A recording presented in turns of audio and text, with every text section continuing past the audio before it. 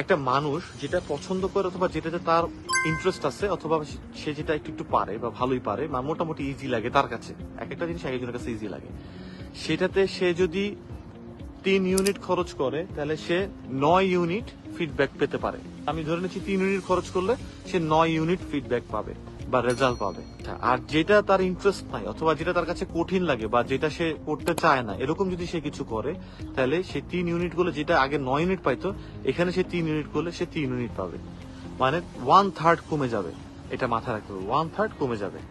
So তাহলে ভাইয়া এখন কি করব? তাহলে রিডিং এ আমরা কি এই 3 ইউনিটটা কি রিডিং এ না দিয়ে লিসনিং এ দিব? তাহলে তো আমরা 9 ইউনিট পাবো, আর সেই 3 ইউনিট দিলে আমরা রিডিং এ 3 ইউনিট পাবো।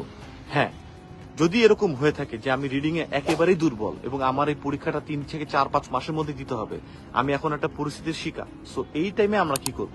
এই টাইমে আমরা রিডিংটাকে 3 ইউনিট দিব, বা 3 ইউনিট দিব এই জন্যই যে আমাদের 3 ইউনিটই জানি আসে, যেহেতু আমাদের রিডিং এ একটা মিনিমাম থ্রেশহোল্ড আছে, মানে মিনিমাম একটা স্কোর আছে।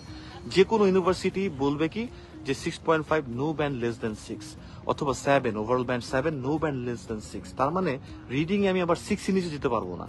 হ্যাঁ, আমি অন্যগুলোতে একটু ওই সেম পরিমাণ এফোর্ট দিয়ে আমরা কিন্তু বেশি পেতে পারি, বাট রিডিং এর ক্ষেত্রে আমরা সেই সেম পরিমাণ এফোর্ট দিয়ে কম পেলেও আমাদেরকে ওই একটা থ্রেশহোল্ড তো পাইতে হবে, মানে 23টা কারেক্ট করতে হবে একাডেমিকের ক্ষেত্রে, নাকি 6 এর নিচে তো পাওয়া যাবে না একাডেমিক আইএলটিএস এর জন্য।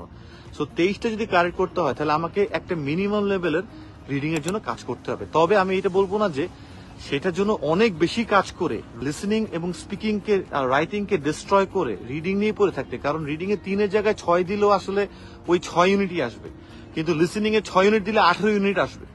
তো হয়তো আমার 7 পাইতে গেলে ওভারঅল হয়তো 18 ইউনিট দরকার। তো সেই ক্ষেত্রে আমি বলতেছি আর কি যে রিডিং এ যে একদমই দিব না তা না, রিডিং এ একটা মিনিমাম জিনিস দিব, তবে রিডিংটা করতে গিয়ে একেবারে অন্য জিনিসগুলো ধ্বংস করবো না, এটা মাথায় রাখতে হবে। যেটা যে দিক দিয়ে বেশি তোলা যায় সেটা আমরা সেই দিক দিয়ে বেশি তুলবো।